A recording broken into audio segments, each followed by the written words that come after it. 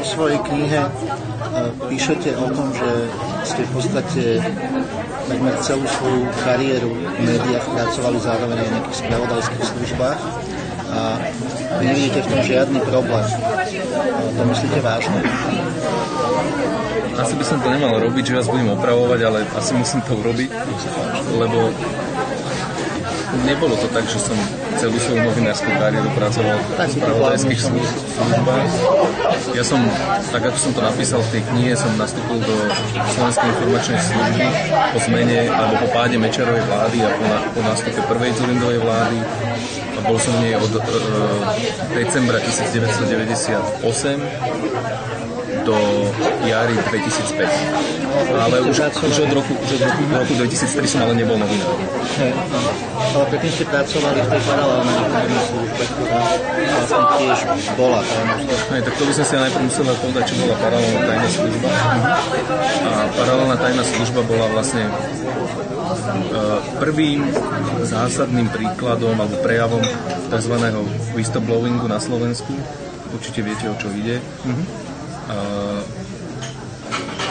Paralelnú spravodajskú službu a paralelnú tajnú službu tvorili bývalí spravodajskí dôstojníci alebo vtedy aj aktívni spravodajskí dôstojníci alebo iní ľudia, ktorí mali prístup k informáciám o tom, ako bola zneužívaná Slovenská informačná služba za Mečiarovho režimu na potlačanie základných ľudských práv, na okliešťovanie demokracie a na jej zneužívanie proti politickým oponentom. Čiže vlastne to bola, keď to môžem tak metaforicky povedať, ako partizánska organizácia dobrovoľníkov, ktorým išlo o demokraciu. Ja som nikdy nemusel do detailov informovať napríklad bývalého šéfredaktora Karola Ježika alebo svojho priameho nadriadeného šéfa komentátorského oddelenia Roberta Chotiana o tom, že s kým a ako komunikujem z tej paralelnej štruktúry, pretože do určitej miery vedeli, že som s nimi v kontakte, vedeli, že tie informácie si s prepáčením neťahám z prsta a dôverovali mi, že dokážem rozlišovať informáciu od dezinformácie alebo informáciu od nejakého šumu. A bolo to tak? Určite to tak bolo. A dajme tomu, spomínate, že keď ste išli do Francúzska za Oskarom Fedverešom, tak tú cestu platil Jozef Majský, s tým, že poskytol peniaze tej paralelnej službe. Nemala by takéto veci platiť redakcia, keď je jej človek? Isté, že za normálnych okolností by to tak malo byť, ale vtedy neboli žiadne normálne okolnosti a opäť na upresnenie musím uviesť, že tie finančné prostriedky Jozef Majský, a on nebol jediný podnikateľ, ktorý nejakým spôsobom finančnými prostriedkami pomáhal tomu, aby tá paralelná štruktúra mohla aj fungovať a pôsobiť. On ich neposkytol na moju cestu do Francúzska. Ja to v tej knihe veľmi exaktne vysvetľujem, že on poskytol peniaze na nejakú operáciu paralelnej tajnej služby. To znamená, že aj on bol súčasťou tej paralelnej? Nie, nebol jej súčasťou. Samozrejme, že najdôležitejší bol ten výsledok. A ten výsledok bol, že Oskar Fedvereš a Adriana Koňová prehovorili o tom, akým spôsobom bol zavlečený Michal Kováč mladší do cudziny a aké iné aktivity nezákonné podnikala Lexová spravodajská služba.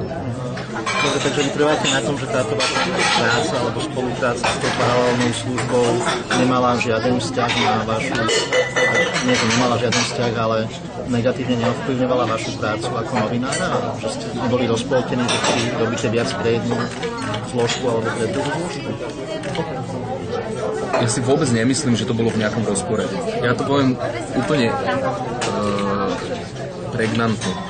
Bez paralelnej tajnej služby by žiaden slovenský novinár, mňa nevynímajúc, nemal žiadne exkluzívne informácie znútra Lexovej spravodajskej služby.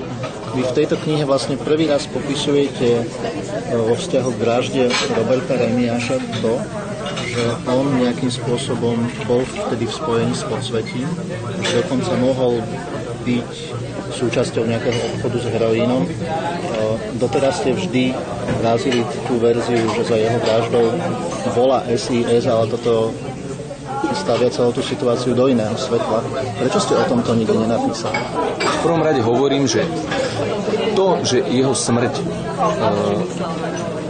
má niečo spoločné s činnosťou spravodajskej služby v období 95 a 98, je najpravdepodobnejšia verzia jeho smrti. Druhá vec je, že a to tam až tak seba obviňujúco popisujem v tej knihe, že ja som si to proste nechcel pripustiť, že ten Robert má určité pre mňa ťažko akceptovateľné a ťažko vysvetliteľné kontakty.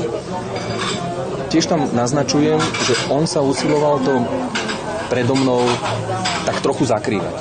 A ja nemám žiaden relevantný dôkaz o tom, že by jeho smrť mohla súvisieť s albánskym podsvetím. Ani v tomto prípade ste sa nerozprávali alebo nekonzultovali ste to so svojím šéfom, novinár, že či to napísať alebo nenapísať? Takto sa musím priznať, že toto som nekonzultoval. Dobre, tak vlastne vráťme sa k tej pôvodnej otázke. Keď ste nastúpili do SIS v roku 98, ste zároveň pracovali aj v denníku SME. Naozaj si vážne myslíte, že to nebol žiaden problém? No pre mňa nie a pre vás zjavne áno.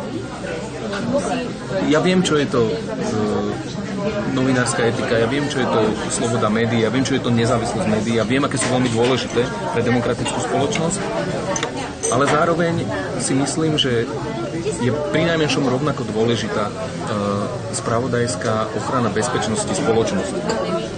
To majú na starosti jedni ľudia a druhé majú na starosti iní, nie?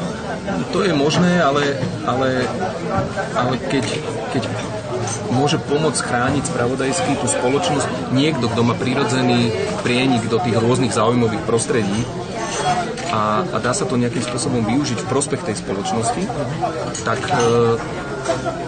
v tom nevidím najmenší problém. Ani etický, ani právny, ani nejaký. Ja som proste využíval toto svoje postavenie novinára na krytie, na prienik do určitých záujmových prostredí. No to už my asi nezistíme, že ako to naozaj bolo, ale teda myslíte, že takto to vnímajú aj oni, tí ľudia, ktorí boli vtedy vaši spolupracovníci? No ja neviem, ako to všetci vnímajú. Viem, že sa necítia kvôli tomu komfortne, to ja chápem a ja mám aj porozumenie pre tie rôzne výhrady a len prosím, aby ľudia mali porozumenie aj pre proste tie moje argumenty, ktoré ja hovorím. Akým spôsobom ste vy odišli zo SME? No, teraz ma dostávate do pomerne zložitej situácie, pretože ja držím slovo. A keď ja sa raz s niekým dohodnem, že nebudeme bližšie komentovať okolnosti môjho odchodu, tak ich nebudem komentovať. Dotyčný pán to robí pravidelne, napriek tomu, že sme sa dohodli na tom, že to nebudeme komentovať. Chcete pána Šimečku? Áno, ale v princípe sa naše videnie sveta tak zásadne odlišovalo, že ma šéf-redaktor Šimečka nechcel viacej v redakcii. Aké sú momentálne vaše vzťahy s SIS? Nulové.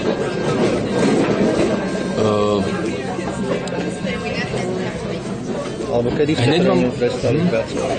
V 2005. Ale a to je zvláštne, že v 2003 sa prevalila tá kauza okolo vášho nominovania do tej funkcie šéfa kontrarozviedky. Potom ste tam ešte 2 roky boli?